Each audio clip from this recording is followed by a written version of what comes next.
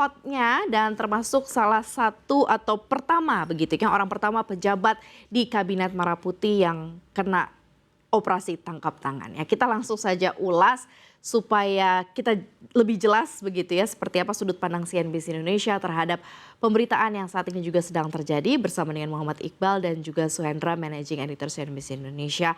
Apa kabar Bang Iqbal? Baik, Kang Hendra, kumaha damang? Saya damang. Gimana ini gitu ya Republik ini?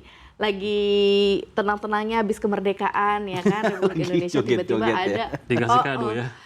Habis joget-joget bener loh diingetin kemarin ya. Tiba-tiba ada OTT ya Immanuel Ebenezer ya Wakil Menteri Ketenagakerjaan. Seperti apa nih Bang Iqbal? Ya reaksi pertama tentu kaget ya karena beberapa teman saya juga akhirnya berkomentar gitu ya bahwa Bang Noel ini salah satu pejabat dalam hal ini Wakil Menteri ya.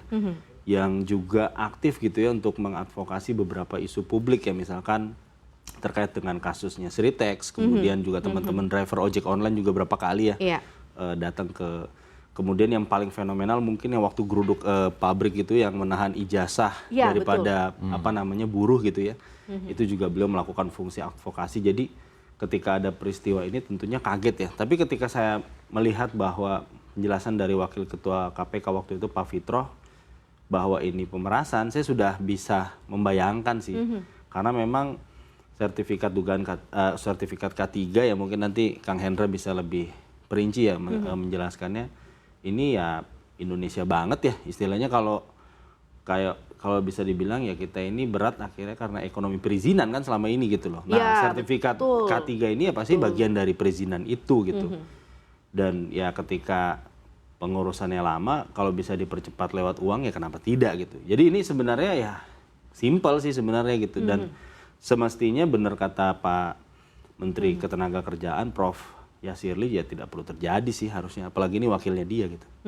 Celahnya banyak ya sebenarnya di sini karena Indonesia memang dari regulasi kemudian perizinan itu memang sulit ya, makanya K3 ini kayaknya kesannya jadi banyak celahnya nih Kang Hendra. Kalau netizen bilangnya K3 ku selamatkan kantongku katanya.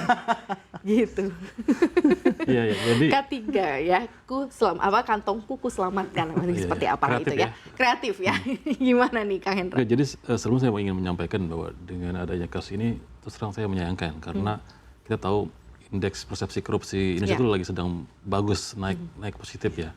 Walaupun memang belum signifikan, tapi itu sebuah tren yang positif. Tapi sayangnya tercoreng dengan ini.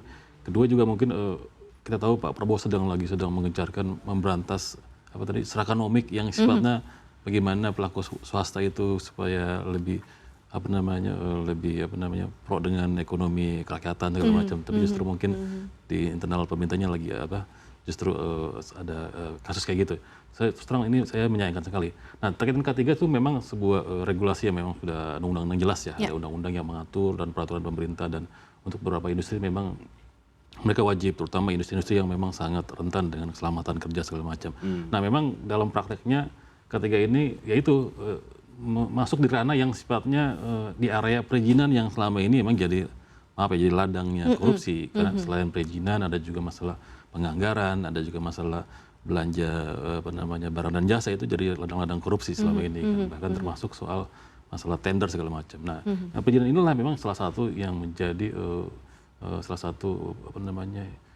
banyak banget kasus korupsi di perizinan. Nah, K3 ini memang kalau bicara dalam dunia usaha itu mereka sih selama ini saya sampaikan ke mereka juga memang kalau masalah sertifikasinya memang sesuai dengan peraturan. Cuma prakteknya itu tadi kadang-kadang dilamain ya. Walaupun memang ada lembaga independen sendiri yang melakukan ibaratnya memverifikasi gitu. Tapi dalam prakteknya ketika mendapatkan izinnya itu tetap melalui regulator sih gitu. Terus baiknya kan ini sudah ya ditangkap tangan ya, ada OTT, ada Pak Wamen juga dan belasan orang lainnya gitu ya. Tapi kalau kita lihat tadi nominalnya juga sudah banyak yang disita. Nah nextnya ini kan seperti apa? Karena kalau dilihat dari celahnya terlihat jelas. Modusnya juga sudah modus lama sebenarnya ini ya kan Bang Iqbal. Yang bisa kita soroti dan mungkin menjadi pembelajaran juga gitu nih apa nih yang harus jadi fokus? Ya sebenarnya kan ini momentum juga di internal Kementerian Ketenagakerjaan ya. Kemarin juga sudah disampaikan oleh Pak Menteri bahkan ada beberapa orang yang terlalu lama di satu posisi itu dirotasi dan seterusnya. Jadi secara internal saya melihat Pak Menteri juga komit ya, Prof. Yasirli itu untuk melakukan pembenahan gitu ya. Tapi seharusnya dengan adanya kasus ini semestinya juga kementerian lain ya, saya lihat harus juga aware ya bahwa celah-celah perizinan ini yang selama ini mungkin ada kong kali kong segala macam itu harus dihentikan gitu karena bahkan kemarin Pak Prasetyo Hadi juga Mensesnek juga bilang bahwa korupsi itu udah stadium 4. Sebenarnya bukan omongan baru ya, stadium 4 itu udah dari era Pak Prabowo masih jadi calon presiden gitu ya. Cuman harapannya ya nggak cuman ya kalau bisa dirapikan gitu ya. Jadi nggak ada lagi nih praktek-praktek yang semacam ini karena K3 ini paling penting karena mengingat kecelakaan kerja ya masih kita temukan aja gitu kan di industri gitu. Kalau kita lihat kan kalau Kementerian Ketenagakerjaan ini kan relate sekali ya dengan pengusaha begitu ya, relate sekali juga dengan para buruh. Bahkan kalau misalnya para netizen juga bilang ini yang kok kayak tampak di luarnya seakan membela tetapi ternyata di belakang melakukan dalam tanda kutip pemerasan gitu ya. Nah ini ya pasti kan akan ada citra. Sementara kan Pak Prabowo sendiri membangun kabinet ini tuh dengan citra baik lah maunya begitu kan. Betul. Semua bebas dari korupsi dan kayaknya juga dari tensi yang diberikan oleh Pak Prabowo kayaknya apa-apa kalau yang berhubungan dengan korupsi ya selesai Disikat gitu, ya. disikat gitu ya. Kalau dari Kang Hendra sendiri melihatnya seperti apa? Pasti akan ada multiplier effect setelah ini. Kemudian akan ada ya mungkin aksi-aksi dari mungkin dari KPK atau mungkin dari penegak hukum lainnya terhadap kementerian-kementerian lain yang mungkin yang harus ada awareness juga ke sana gitu bahwa sekarang kontrol di korupsi itu sangat-sangat ketat sekali di kabinet ini. Iya, tadi seperti disampaikan Iqbal bahwa memang area perizinan itu memang harus dari kasus ini harus selalu harus mulai diawasi lebih ketat karena kita tahu ya itu tadi itu modus lama sebenarnya ketika perizinan semacam kayak abuse of power lah ya, ibaratnya menyalahkan kewenangan dengan dia punya kewenangan bisa mengatur-ngatur supaya tanda petik untuk memeras gitu kan.